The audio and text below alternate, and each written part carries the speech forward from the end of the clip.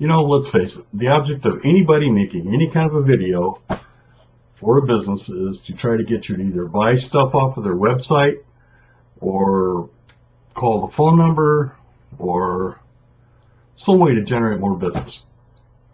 This one is too. And you know what? I've read books on how to do it. I've done what people call research, which means I've Googled it. I've done all kinds of stuff. And I'm old enough to have watched TV commercials over the years. You know, it used to be, well, take breakfast cereal, for instance.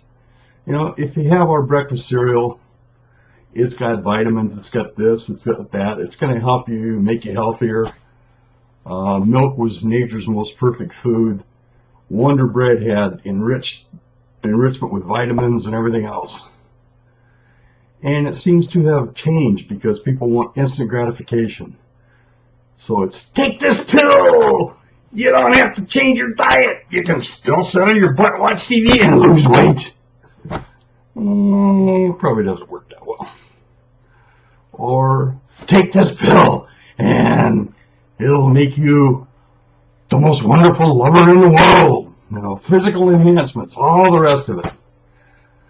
I watch political campaigns. And, you know, there was a time when if you vote for me, I'm going to work for you. I'm going to try to help you. I'm going to try to make your life better. Now it's, my God, you can't possibly vote for the other guy. He's terrible. He sucks. He's awful. Vote for me because the other guy's bad. Nothing good about what the candidate that you're actually representing or campaigning for. It's the other guy's bad. Negative campaigning, and it seems to work. So it gets down to, first off, well, it has to be brief because apparently the attention span of the American viewing public has shrunk and shrunk and shrunk. It's gotten smaller and smaller.